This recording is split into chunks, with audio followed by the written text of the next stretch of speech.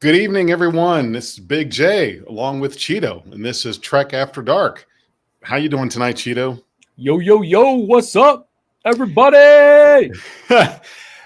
You know what? Believe it or not, I was actually that close to picking out the same shirt that you're wearing right now because I've got that same one in the closet. And I'm flipping through thinking, okay, well, which shirt am I going to wear tonight? And I just grabbed this one. So wouldn't that, one of us would have had to change. Nah, we can both be expendable. It's okay. I've had this shirt for like 2 or 3 years now. I mean, it's, I saw it online and I was like, yep, I need that, especially because that's when we started doing Trek reviews over on NerdTube. And I was like, yep, I need that one. I like it. I want it. The other one I want to get that I never got was the one that says this is my lucky red shirt. Oh, really? I don't think I've ever seen that one. Oh, yeah, I've seen that. I keep on seeing that one every now and then. And I'm like, I kind of want that one. Right. Yeah. So, Brian, Cheeto and I were kind of talking about that just before we were going live here about the whole thing with Paramount and Paramount shutting down their television division again. And unless I missed it or couldn't find it, I'm not sure exactly which shows those are affecting in regards to their streaming service, because I know they keep showing. They showed that article in conjunction with a screenshot from Reacher and also from Jack Ryan. Also, I would think Yellowstone, I think, is under Paramount Studios. Yellowstone's under Paramount Studios. Okay. Right. So apparently Paramount Television is getting folded into CBS Studios. What I wanted to find was just how much, if anything, that would have an effect on Star Trek. And I don't think it will at all. I don't think so either. That was because you were saying that shouldn't have an effect because CBS has the rights to Star Trek, and Paramount Television is the movies. Right. Well, okay. It probably should just go away because they're making it confusing. But here's Sentai Rangers helping us out here. So Paramount Television Studios never produced a current Star Trek show, but CBS Studios does. Okay.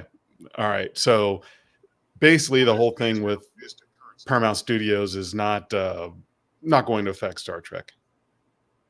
Yeah, I didn't think so either. That was my impression. As I said, I have not researched it, so I'm not going to sit here and say, "Oh, I know these things because I pretend I'm smart." No, I pretend I'm smart. I don't know about these ones. So you're not going to say that you know everything with authority just because you know it all. You're willing to say that you're not sure, maybe confused, certainly would like to hear what others have to say about it. That seems, that's pretty bold there, Cheeto. I know. I know. White dude in a red shirt saying something like that? Right. Normally we have to like, put our thoughts onto everything, and we spin everything to make at least a sound right. Right. Oh yeah. I'm all for let's do the spinning to make it sound right. But so I was on vacation last week, so I wish I would have been able to make the live stream, but I was in Florida with my family and got some sun down there, which was nice. We were on the Gulf side of Florida, but first couple days there it rained, and it rained a lot because of Hurricane Debbie, and we were kind of worried there for a while if it was just going to rain through most of the vacation, and luckily it didn't. So, that was a plus. But I tell you, driving all night, I've done that lots of times before, and you just kind of get in the zone. You watch the road, you're listening to an audiobook or whatnot, but you it's hit that age. Right. Yeah. But Brian, I wasn't too worried driving through Florida. I just tried not to make any more stops than need be. Made sure they were in well populated areas. I did see rolled his windows up, locked his doors. I did see some crazy signs. I don't want to get too much into politics, but you definitely know where you're at. driving south through here. So yeah, you kind of know where you're at in regards to the states, but it was okay. But that was the trip, and we went to Disney World on the last day. Took the kids to Disney World, and they had a lot of fun with that. That's good. I mean, we were in Disney World at the beginning of 2020. So we literally were at Disney World the month before the pandemic shut everything down. So, oh, really? Oh yeah. It was literally like, I think we were there at the Valentine's Day weekend. We headed down, and we were down there till about Thursday that week. Literally, what was it? March 1st, I think, that they shut everything down. Like, because of the pandemic. That seems about right. Yeah. So yeah, we had planned this trip for a year and a half, and we had made it just in the nick of time before they shut everything down. Oh, lucky. I know, right? You got lucky. Well, and it's funny because I think my daughter, she always wanted to go to Disney World, and 'cause I've got 3 kids. I've got a teenage boy, and my younger 2 are a girl and boy. And my daughter, she'd always wanted to go to Disney World, and we went, and she really liked it. She enjoyed it. But the funny thing is that she's at that age now where she's grown out of like the kid oriented rides, and she's in the big people rides. And she's going to be 10 in November, but she's already at that age where, and anybody not familiar with Ohio may not get this reference, but Kings Island, right? Mm-hmm. And all the the crazy rides they have and whatnot. Well, Kings Island is down your way, right? Yes, yeah. Kings Island is down my way. Well, she likes the Beast, Delirium. What else they got? Just the big races. So basically, any amusement park that any of you may live close to, just think of the big roller coasters. The stuff that the adults get into. Well, she's graduated to that level now, and Disney World is kind of there. And we went to Magic Kingdom. So I realized that when you say Disney World, there's 4 parks. There are 4 parks to that. So then there's, it can take some more specificity there. Well, we went to Magic Kingdom, and so Magic Kingdom, their rides gear more towards the younger side friendly. So we're not talking roller coasters. That's the word I could not get it to come out. So, they didn't have the roller coasters. So she liked it, but I'd be surprised if she wanted to go back to Magic Kingdom. And I didn't have time to really look into. And if we do go again, I'm going to see. I think Epcot has kind of more of the roller coasters / angle to it. I don't know that.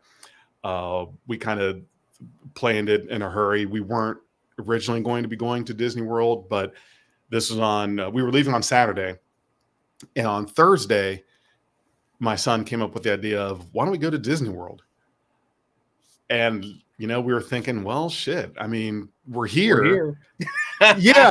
We're kind of, and it was about a 2-hour drive from where we were in Clearwater to get to Tampa. But still, it's like, yeah, you're here. Might as well go ahead and do it, because that's a lot of people. They plan vacations for that. And I said, that's what we did. We went to all 4 parks. So. Oh, you went to all 4 of them? Oh yeah. Yeah. We planned, we did. Well, I take that back. We didn't do Epcot. I've done Epcot before, but we didn't do Epcot with the family just because that was more like, my kids were like 10 and 12 at that point. And so like probably around your kids' ages. So we didn't do Epcot just because that was more of an adult. Like, it's more, I know that there is still Disney stuff there, and it's kind of nice for all the cultural experience, but Epcot was the one where we were like, okay, if we can shave one park off, which one do we want to? And we wanted to do Animal Kingdom. Well, I love Animal Kingdom. I think it's honestly my favorite park. Hollywood Studios and then Magic Kingdom. The kids did go to Epcot with their mom, but my side decided to stay, and that's a whole long story. But their mom decided to go to Epcot just one day, like you said, like, why not? And we were just like, yeah, no, we're not spending that. So, but for us, it was like, yeah, we picked those 3 as our main ones. But yeah, we planned our whole vacation. It was like a 1.5-year project. It was, I think there was 12 of us that went total. Whoa. Yeah. Wow. We rented a house. So long story long, might as well that's a big group. Put it out there. Okay, so when me and my ex got divorced, we always said that if we ever took the kids to Disney, we would do it together. That was nice. Okay. So, we didn't, when we divorced, I mean, you divorce, it's always messy, but like this was literally like 9 or 10 years after we divorced, so it's long time had passed. So we lost my train of thought. So, but that was the last big promise that we made to each other, was if we take them to Disney, we're doing it together. And so one time I was just like, you know what? We need to crap or get off the pot. I'm trying to keep it clean, Right. For the Kurtzman's fans out there, I'm trying to keep it clean. I'm sorry, for the Kurtzman haters, I'm trying to keep it clean. Really, keep it clean for them. Also, thank you K70 for subscribing to NerdTube. I greatly appreciate you over on we're simul streaming over there. Anyway, so long story long. So we decided to do this. We pulled it together. We pulled it off. There was like me, my parents, my ex, and then her husband and their 2 kids, as well as me and her 2 kids. And then we decided to invite her new husband's parents, because my ex's parents couldn't go. So I'm like, well, just invite them, because I like her husband. Like I don't have any issues with him. He's a good guy. You know what I mean? So like, and I like his parents. We see each other at softball games and all this other stuff. They treat my kids like they're their kid, like they're a part of the family, which is what I want.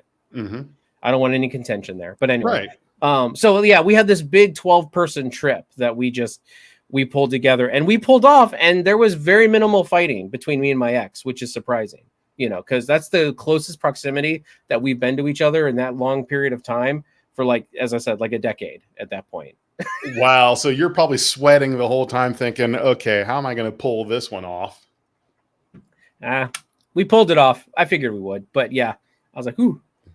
And you know what? It's funny. I actually can relate this trip to Florida to Star Trek, because one night we watched Star Trek Beyond. My oldest son, of course, he and I have seen it a few times, but my 2 youngest kids, they actually sat through most of that. Now they were playing on their tablets and things like that, but that's one of those movies that if there's nothing on and you're just in the mood for Star Trek for whatever reason, I don't know, I went to that. And it's a shame that even after 8 years that we're still talking about and haven't gotten a new Star Trek movie. And Beyond really wasn't that bad, in my opinion. And that's what kind of throws me off as to, well, I know why there hasn't been a jump by the studio to make another movie after that. It's because even though it did okay, it didn't make as much as the studio wanted. So that's kind of the thing, is you've got to make tons of money, lots of profit, to get in talk about another movie. And to be perfectly honest with you, it's really, I really don't have a whole lot of problems with it, except for what I think was kind of the foolish decision by Kirk to not get the Enterprise to haul ass away from Ultimate as soon as shit even looked like it wasn't going to go well with those swarm fighters. I mean, right? That was, when you have when the smartest guy in your ship says that you're not equipped for that manner of engagement, then you get your ass out of there, like right now. Well, by that point it was already a little bit too late, but warp speed backwards, because you know you can do that, right? Like technically, with the way the warp bubble works, you could technically just warp speed backwards. You can? Yeah.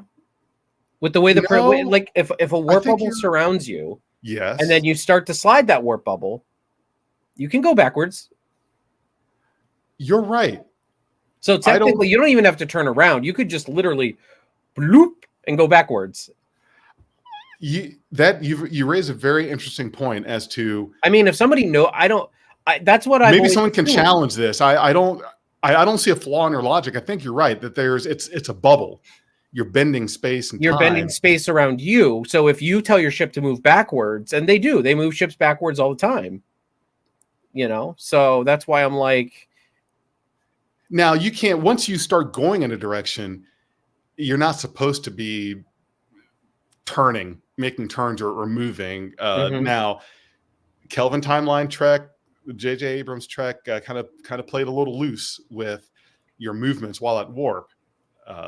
You may recall the line from Tom Paris in Voyager: faster than light, no left or right, which implies when you're at warp, you're going and you're not moving.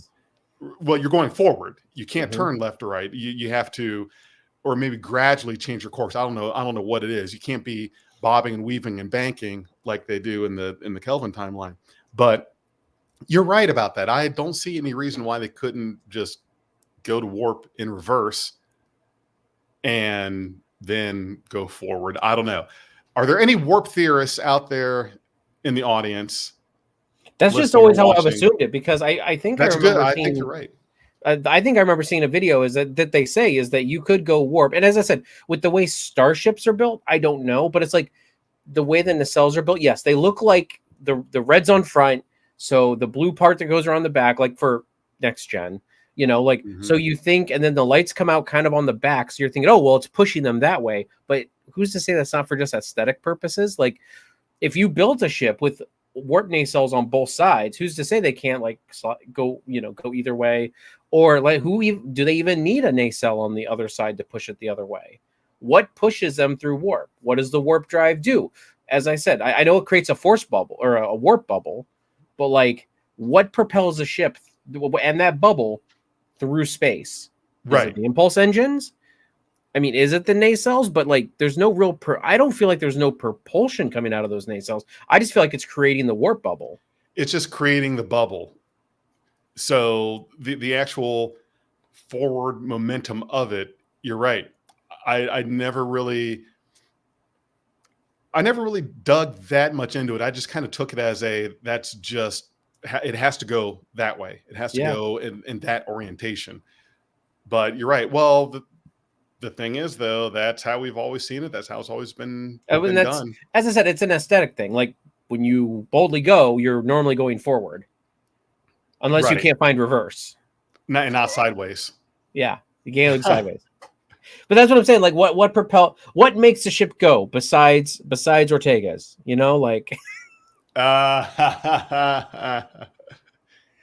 And K70, you say you like Beyond was better than the first two. I agree. Oh, I really liked Star Trek 2009. I didn't dislike Star Trek Into Darkness, but I didn't pick that one. Of the three Kelvin Timeline movies, if there was one that I was going to pick to watch while family was sitting around, I picked Beyond. You're probably asking, okay, well, why didn't you pick Star Trek 2009 or Into Darkness? I don't know. It's not that I don't like those. I don't have anything per se against Into Darkness. The only beef that I've got with that one, honestly, is Super Blood. Not so much that. It's that I really think that I want to be in the room for the decision makers to say we should fool the audience with this character that Benedict Cumberbatch is playing as John Harrison, as this made up Starfleet's gone rogue guy. To be perfectly honest with you, I think that they should have leaned into the promotion and marketing of that movie of being Khan being used as the character, as seeing a Kelvin timeline depiction of, well, what would be different in this timeline if Khan were discovered early, instead of saving it as a surprise that only the fans would get. In context of the scene of his reveal meant nothing in the actual movie itself, if you really think about it. Well, and honestly, I mean, I feel like they did that because they were afraid the fans would turn on them. And don't get me wrong, I love Benedict Cumberbatch. I think Benedict Cumberbatch is a fantastic actor. Mm-hmm. I think he was the wrong choice for Khan, just because they really should have more gone closer to the source with Khan. I feel like he would have made a great Romulan. Yes. And I know they just did Romulans in the last movie, so I get it, where it's like the Borg. But like Benedict Cumberbatch would have been such a great Romulan, in my opinion. I don't know. Who would you have liked for Khan? Huh? Who would you have liked for Khan? I'd have to think about it. I'm terrible at casting. Let me be clear. I am very terrible at casting. So I can sit here and say Benedict Cumberbatch was wrong all the live long day. I cannot give you an alternative unless I like seriously ponder on it for like 7 days and 7 nights. Like, yeah, and you're right. You're absolutely right. It's tough to say who you would have liked for. Ooh, okay. Jason Momoa as Khan. Now that would have got ladies to the Star Trek theater. That would have gotten your female audience into the theater to watch a Star Trek movie. Yes. Oh, you know who else would have been good? Oh my God, why can I not think of his name? He played. He was in Star Wars. Poe. Who played Poe? Oh, Oscar Isaac. Yeah. Yeah, Oscar Isaac. I could have seen Oscar Isaac as a Khan. Oscar Isaac could have been Khan. Dude, Jason Oscar Momoa. Isaac can do anything. I am convinced. Yeah. Like if you watch him in Moon Knight. And even in X-Men Apocalypse, although he didn't have much to work with, he was still pretty good. Like you can tell he had a crap script to work with, but he was still good. Yes. And so I think, in my opinion, they totally did not go regionally acceptable actors that could have played Khan. And when I say regional, I think you know what I mean when we say Benedict Cumberbatch was not a good pick, whereas Jason Momoa or Oscar Isaac would have been a better pick, considering Ricardo Montalban's, the origins and ethnicity, as to the eastern region of the world that Khan was told to have come from. Yes, I agree. With Benedict, they went totally like this way. Like, no, that's totally the wrong. Far Western. You went well, British, not Western United States, but like Western, of Eurasia, like. Exactly. Yes, and I honestly think that was your casting decision was probably in part based on the surprise that you wanted to have. Yeah, because I think if they would have cast someone within the correct regional actor, that would have, I think we would have seen it coming. Okay, that's, and I don't know that we would have seen that coming just by people saw it coming. I mean, I heard about it before the movie came out, and they were doing a really crazy job trying to hide who he was. That was rumored right away. I'm trying to remember. It was rumored pretty heavily. There was also something in the comics that made people think that too, because there was like a prequel comic about John Harriman, or not John Harriman. What's his name? John Harrison. John Harrison. There was a prequel comic about him, about that, and then people were saying that there was some things said in that kind of led people to lean towards, well, no, he's Khan.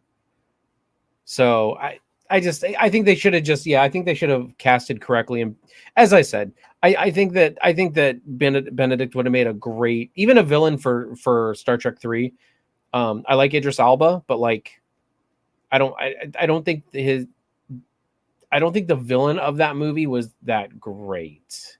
You know what I mean? Like, I love him. I mean, he should be, in my opinion, Idris Elba should be the next James Bond, in my opinion.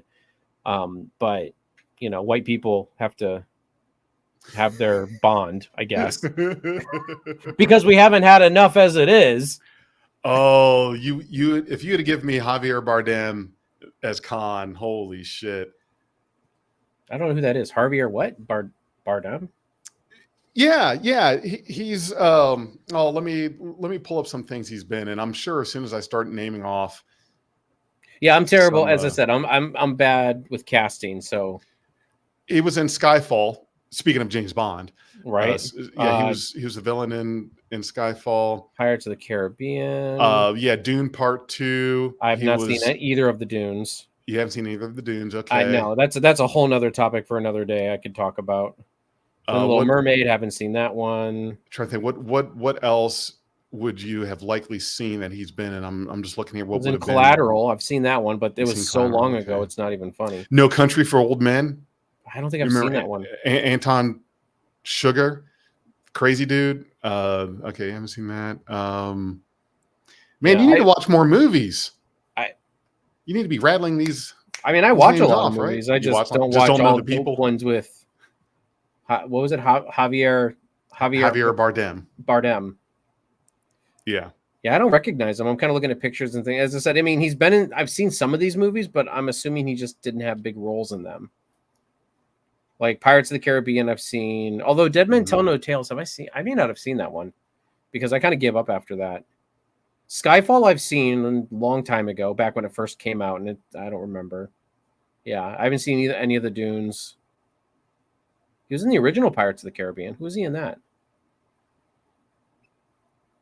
I don't recall. Okay, I closed out IMDb. That's all right. All right. Anyway, so basically, anyway, I think that what has plagued Into Darkness, even up to this point, is that the whole thing. And tell me if I'm wrong, but I feel like that the fans felt like that they were insulted by the casting. I think they were insulted by the writing. By the writing, okay, sure. Let's figure. Like as I said, I didn't mind Beyond or Into Darkness all that much. Are you talking about Beyond or Into Darkness? Into Darkness. I felt like Into Darkness though was very J.J. Abrams. He went very safe to the well. You know what I mean? Like, and that's what Abrams does. He goes like the whole reverse Wrath of Khan thing in the movie. Yeah, like. Going for like that's J.J. Abrams, and whenever he's attached to a project, that's when I'm like, okay, so we're not. And as I said, I like The Force Awakens, but I acknowledge the fact that it is just a rebranded New Hope. You know what I mean? Like it really is. So, and I liked it. And as I said, I didn't care. I didn't hate Into Darkness. I thought there were some really good things, and like the fight scene between Spock and Khan was really good. That was a good fight on the trash heap or whatever that thing was. Yeah, the transport. So you're right. J.J. Abrams does kind of has a tendency to go with what's safe, and I also think he plays secrecy too much. Like the big twist. He likes his big twist. Not to spoil Lost or Alias, but that's some of J.J. Abrams' early work, and also Mission Impossible 3. And I tell you what, he loves secrets. But actually, Mission Impossible 3, I really liked. So I was really surprised. I was really surprised when I really liked that movie, because Mission Impossible 3 and 4 are two of my favorites. Mm-hmm. Have you seen the new one? Not Dead Reckoning. I have not seen Dead Reckoning yet. I just need to sit down and watch it. I've literally watched like one movie, which is Deadpool and Wolverine, over the past year. Like, and I know that what's keeping you out of movies? I know. I'm really been bad this year. I just have been so busy, Well, as long as you're keeping up with Star Trek, that's all we ask. Well, yeah, but there's not really been any Star Trek movies, so no other reason for me to go. True. Well, not just Star Trek movies, but the different. Oh yeah, I'm keeping up with the shows. Yeah, for sure. Yeah. Well, if you're not doing that, then we might have to shame you. Yeah, for sure. I would shame myself. I would put myself into exile on a swamp planet known as Dagobah. Oh wait! I'm crossing universes. I'm crossing franchises. Oh no! Don't cross the streams, Ray. right? Don't cross the streams. Oh, I've got something I know that you would like to hear being a gamer. So I picked up Star Trek Prodigy, Star Trek Prodigy game that was on Steam. Is it called Supernova? Yes. Yeah. Yeah. I've never played it. I've seen a little bit of it, but I've never played it. On sale. I put it in my wish list on Steam. Then it went on sale. I decided to go ahead and pick it up and add it to my long list of games that I've bought that I haven't played yet. If I stop buying games right now, it would probably take me a good year to catch up on everything that's been in my pending list. But they're installed, they're there. What I have to stop doing is I have to stop going back to the ones that I've played that I like. And it's like, okay, move on. Move away from it. Uninstall GTA 5. Uninstall Monster Hunter World. Yes, those are great games that you can sit and play all the time, anytime, but you've got all this other stuff that's in your list.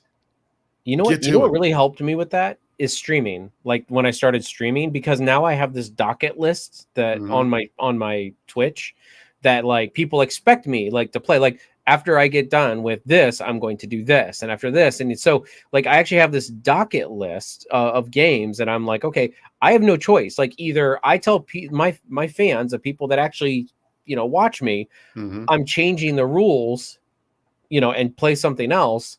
But like I kind of have this docket together where it's like, okay, after I play Armada 2, I'm going to play Space Station Sim, and after Space Station Sim, I'm going to play this, and so it's like it kind of gives me. It makes me play the games that I've like got on my docket, and so yeah, I can go back to the well, but it's like and play the older games, but I still have that docket that I have to keep up with because I usually stream 2 or 3 times a week, so it forces me to keep on playing those games. Which I'm not saying play it if you don't like it. Like if you don't like it, then stop. But that's kind of my thing is like. And some of these games I have played in the past, but I've never played them in the modern day, so. Yeah. K70, thanks for joining us and thanks for staying up late. Looks like you're in the UK. So yeah, you definitely need to get some sleep and we should check that out. So he's got a fan film. Yep. He was supposed to drop me a link. Over on NerdTube, he was talking about us checking out his, the first 2 chapters. It says me and Animated created. So I don't know what Animated is. It might be a channel that they're partnered with or something. But okay. I told him to drop me a link so we can check it out. Yeah, always up for seeing some good Star Trek fan films. That's always exciting. And talked with Alec throughout the week, and work is still progressing and happening on Axanar, on the 2 episodes that we've been waiting anxiously for. And that's being worked on, and it is going to happen. Was hoping he'd be able to join us tonight to give us some updates, but he was not able to make it.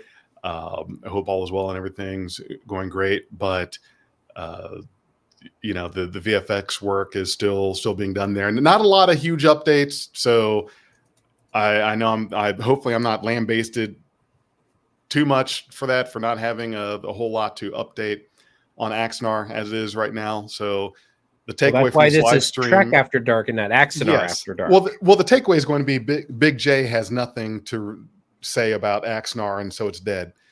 No, that's not the takeaway there. So yeah, but it's going to get there. We're going to get there and going to have it. But I'm that Star Trek Prodigy game. It's on my list. Going to be playing that hopefully soon-ish. I don't know. Got that. Well, let me know what you think of it. As I said, I'll do that. On my gaming channel, I do try to have one Star Trek game running, like playing one Star Trek game at all times. So, I mean, eventually I'll run out of Star Trek games, and I'll eventually get to that, I'll eventually probably check that one out, so. Right. And they've got they've also got the Star Trek, the 4-pack games, 25th anniversary, Judgment Rights, Starfleet. Oh yeah, I've played Academy, all those. And what's the other one? I forget the 4th one, but I got those too. I should have waited for it to go on sale on my wish list. I kind of forgot that Steam has this thing, and it's happened so many times, and I jumped the gun too early on Star Trek, but find games that you want or that you like, put it on your wish list. Just put it on there and wait. Star Trek games always go on sale, but they never go above, I think it's 30% or 20%, 25% off or something like that. They never go above that because of licensing, I think. Oh, really? Mm-hmm. Yeah, I've never seen them less than that. I think it's like $7.47 or something like that. But I've never really seen them below that if it's like a Star Trek licensed game. Ah, interesting. You still got to make your money off of a game that's 30 years old when it comes to some of these older ones. Mm-hmm. But it always seems like when I put a game on my wish list, I don't know if there's some kind of what algorithm they have, or if there's this thing that kind of detects wish list items, but I almost always get things to go on sale on a wish list not long after I put it on there. And it just, like the Space Quest collection. I just picked up the Space Quest collection. I put that on my wish list. A few days later, it goes on sale. Now you're telling me that a lot of stuff goes on sale on Steam and on GOG. Like, I mean, there are sales all the time. Mm-hmm. I don't know. It seems like they know when I've got money I should not be spending on games. Oh yeah, I mean, me too. Like, they know. I'm like, I'll get to this game eventually. Right. Yeah. Yeah. Well, but then some of the ones that I really want have not gone on sale yet. So I'm waiting for that. But other than that, those are my first world problems, is not having enough time for playing video games. Yeah. Which is a shame. Shouldn't be that way, but it is. Yep. All right, we gotta stop. We gotta talk about something else. Yeah, really. More Star Trek. It's I saw there was. I want to talk about Marvel just for a moment, if I can. Saw the new trailer for Brave New World, new Captain America movie, and I'm glad that they're finally addressing the big ass thing that was part of the planet that we saw in the Eternals. Have you seen the preview? Yeah, I mean, I've seen clips of the trailer that was shown at Comic-Con and D23, and yeah, I mean there were leaks that came out for a while that kind of shown what was going to happen, like that adamantium was going to be the celestial. Like, apparently Cersei turned the celestial into adamantium when she froze it, because it's an unbreakable metal. So basically the celestial, I don't know if the celestial is alive in there still or not, but I mean, you would think it's dead. Right. Yeah. So that's getting addressed, which I'm glad that's finally come around, because there's just out in the air. There's been a lot of comments about that how has this thing not been addressed in any Marvel show or movie since the Eternals? And it's like, well, but to what end? I mean, what's supposed to be done or said about it? I'm just glad that now that there finally is some kind of follow-up mention to it, because it does seem to be like a pretty big deal, but I have a hard time with scale anyway, like just imagining. I mean, it's in the middle of the Indian Ocean, so I mean, granted, satellites would pick it up like that. My big thing about that celestial body coming out, and this is the whole problem with the Eternals movie, is the Earth would be effed. Like, if there was literally something coming out of the core of the Earth and it made it that far, we would be screwed. Like, the Earth would, the plates, the Earth, everything would kind of fall apart. I get gravity's holding it together, but like when you have something of that mass literally coming out of the planet, like the Earth would be screwed. Its magnetic field would be screwed.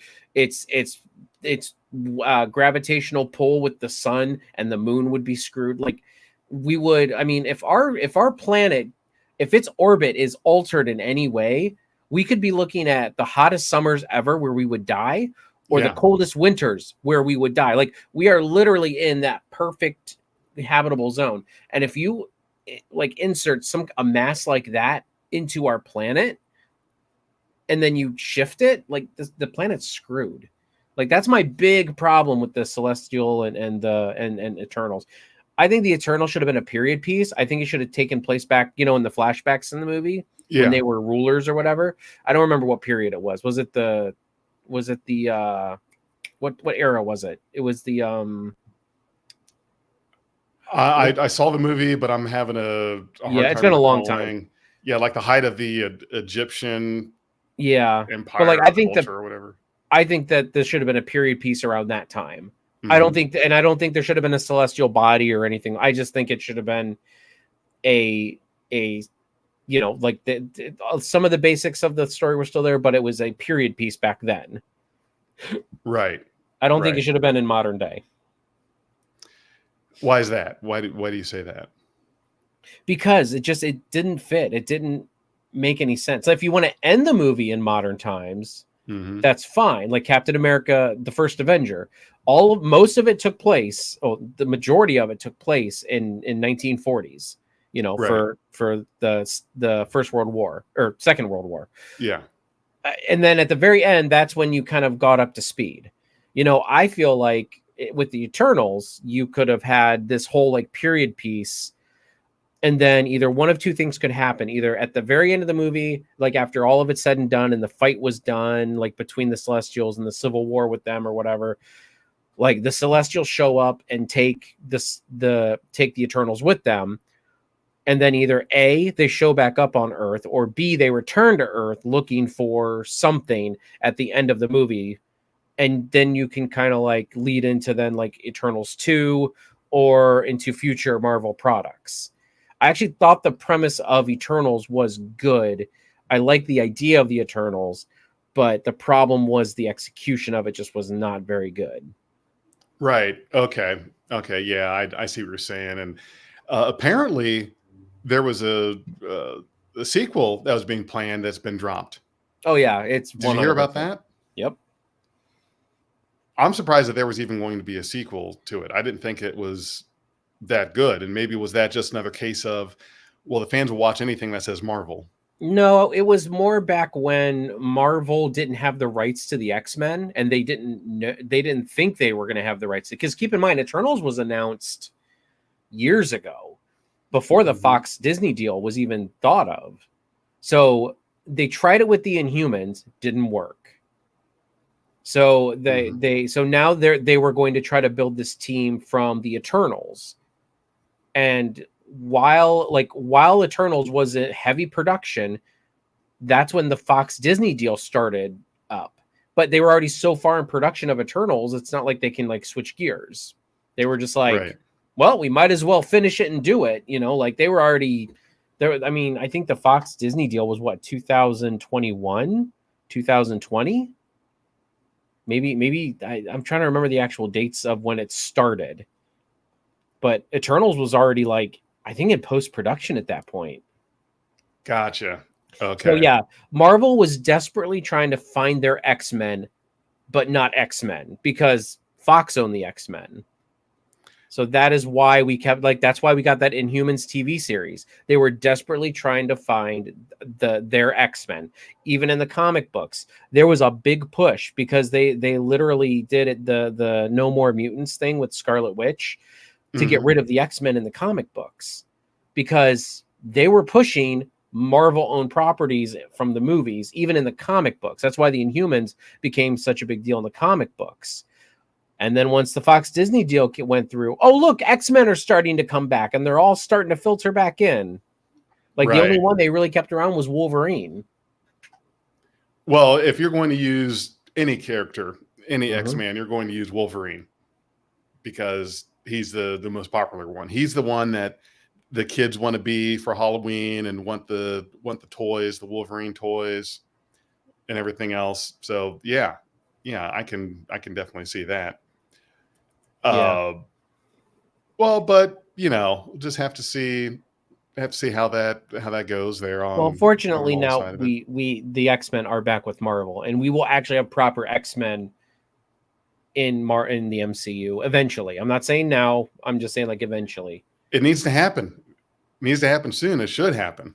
Well, after the multiverse saga is over, it'll be the mutant saga. Like, see what happens in Secret Wars is directly going to impact whether, you know, how Marvel moves forward with like the X-Men and Fantastic Four and Spider-Man and all of these things. Because truth be told, I think Avengers has kind of served its purpose. You know what I mean? Like, I think I think the Avengers are kind of done for, in my opinion. I know they're doing Avengers Doomsday, and I'm like, don't want that. Honestly, I don't. I want Doctor Doom. Don't get me wrong. I don't want Avengers Doomsday. Like, and bringing Downey back is just a massive. It's a massive cry for help from them creatively. Where it's like, Robert Downey Jr. will do good with it. He will knock it out of the park because he is good. And the Russo brothers, I trust them. But for me, it's just like, why? And it's going to be Tony. They got to save the franchise.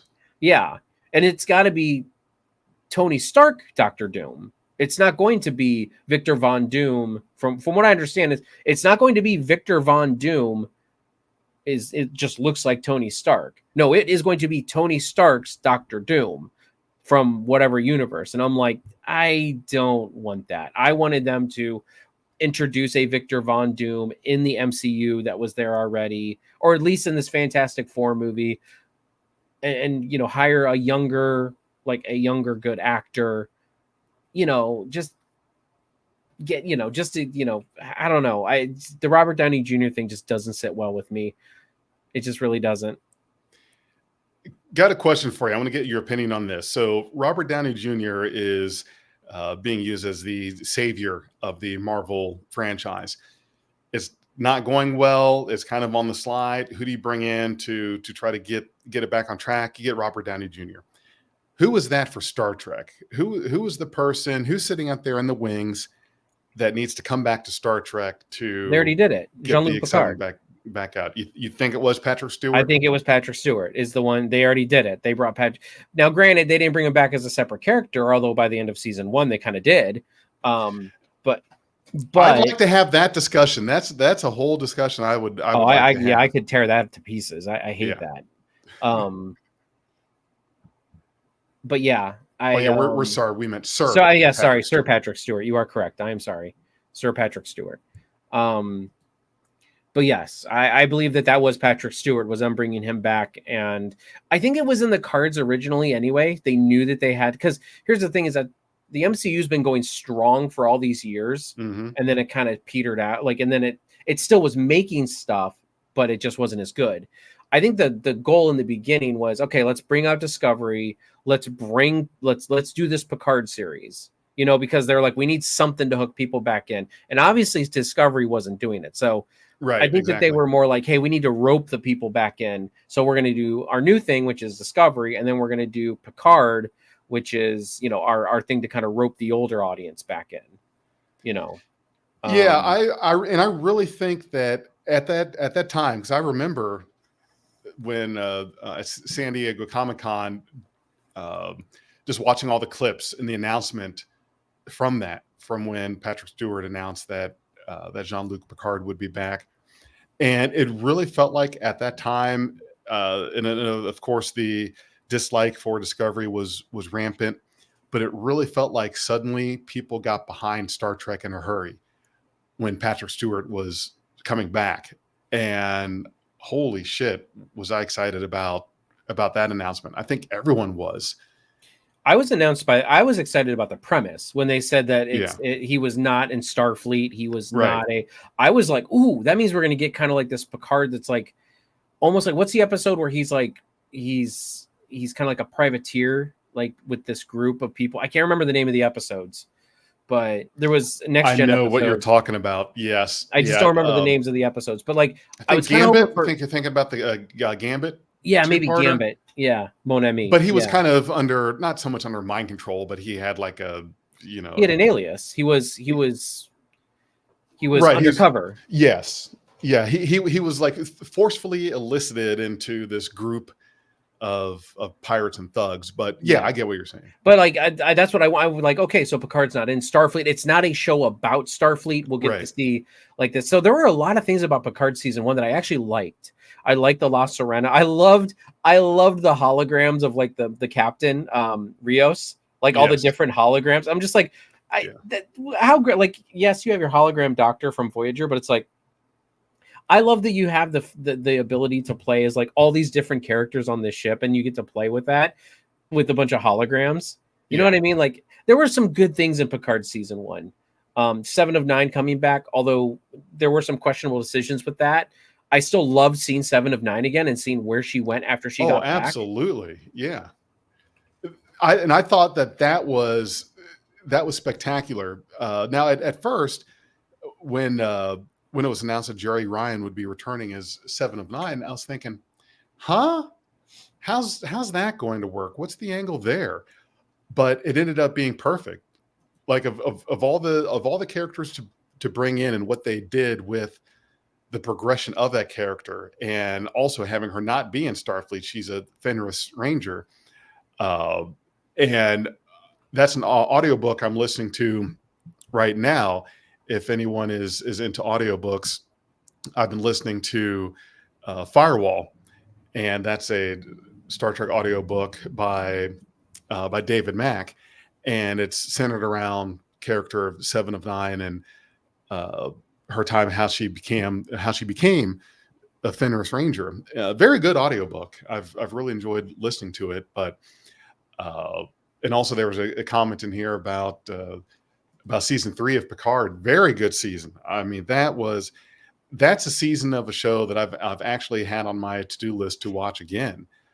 It was that good. So yeah, you're right. And you know, because the reason I asked that about who is the savior of Star Trek when it comes to kind of a comparison to Robert Downey Jr. with the Marvel Cinematic Universe, I keep thinking, are we going to get William Shatner back in there before he's gone, or is he done? Is there to be no more William Shatner in Star Trek? I hope not. I hope we do not see William Shatner again. I just don't like the guy. He's just kind of, as I said, I mean, Kirk is one thing. I'm not a big fan of Kirk, and that's one thing. But like William Shatner is just kind of, he treated some of his co-stars pretty poorly. And I know he did. I know he did do some things behind the scenes that helped like civil rights movements and stuff like that, like screwing up every single take of him not kissing Uhura to make sure that scene did get out there. And okay, that's great. But I mean, you hear the stories about him just treating his co-stars like garbage, and like George Takei talking about how, you know, Shatner pretty much wanted to take up all of the screen time from everybody. And it just doesn't make me like him. You know what I mean? It just does. I don't want him back. I think he's too old anyway. He's like 93 now, 94. You know, like I just don't. I don't want him back. I really don't. You know. I was going to bring up the person, Robert Picardo. I don't think he's at the level of Picard coming back to save, but like a lot of people are buzzed about Robert Picardo coming back for Starfleet Academy. I'm still curious as to how that's going to work. And I think he's a hologram. Yes. I mean, yes, he's a hologram. However, Robert Picardo as a person, as an actor, he's not ageless. So are we talking de-aging?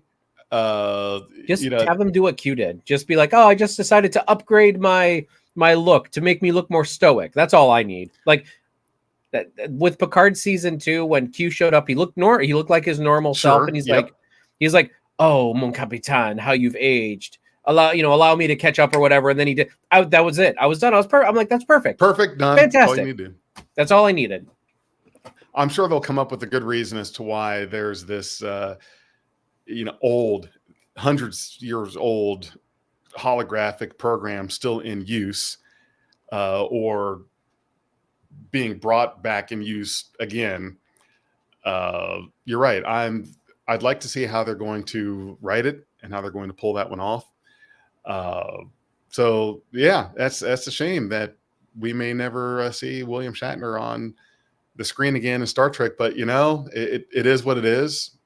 You're right. Maybe we got what we got with the Patrick Stewart coming back with Picard, and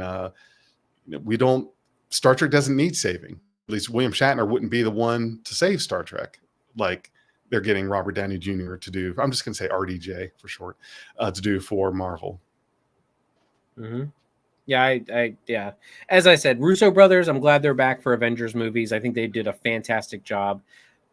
I just don't want this Robert Downey, this Tony Stark Doctor Doom. I really don't. I wanted a actual Doctor Doom, and them throwing this curve. And as I said, I wouldn't have minded if Robert Downey showed up in one of the Avengers, like the Secret Wars Avengers movie, as a different. I would love to see the Stark Supreme, like the Sorcerer Supreme Stark version in Secret Wars. Multiverse. I don't mind seeing multiversal versions of RDJ's Tony Stark. Like I don't mind that. Like I don't want them to backpedal ever. I don't want them to backpedal on RDJ's Tony Stark MCU, sacrifice. Right. I don't want that. Like if a variant shows up, fine. I don't mind. Just don't replace RDJ's Iron Man, or don't magically bring him back to life is my thing. Exactly. Don't walk it back. That's like with everyone says, oh, Chris Evans is coming back. I don't want Chris Evans back. I love Chris Evans as Captain America. I love Steve Rogers Captain America, but I don't want him back. They had the perfect send-off. And honestly, I really like, after watching Falcon and the Winter Soldier, I liked him before that. And in the comic books, I like his Sam Wilson's Captain America as well. I want that Captain America. I want that Captain America to be able to literally spread his wings and fly. And that's what I'm hoping that Brave New World is going to give us, that opportunity for Sam Wilson's Captain America to prove to us, yes, he is just as good as Steve Rogers. Right. Yeah, absolutely. Well, Cheeto, I know, thank you for it is time. Yes. Time to get out of here. I've got some games to play and some more Netflix to watch. Brian was just typing out his time check. Beat you to it. Beat me to the time check. Yeah, you know me. Hey, we made it for an hour. We stretched this baby out and came up with something to talk I thought about. It was good conversation. Yes, absolutely. It's good. Well, thank you everyone for coming out tonight for some Trek After Dark. I'm going to be doing some video gaming now and some watching of Netflix. Cheeto, thank you for taking out the time tonight to sit and talk about Star Trek and Marvel and all of that stuff. You know me, baby, always ready to talk about it. Yeah. Well, that's what else is there to do? Play video games, apparently. You got it. All right, everyone. Goodbye. Good night. Have a good night. Peace. Long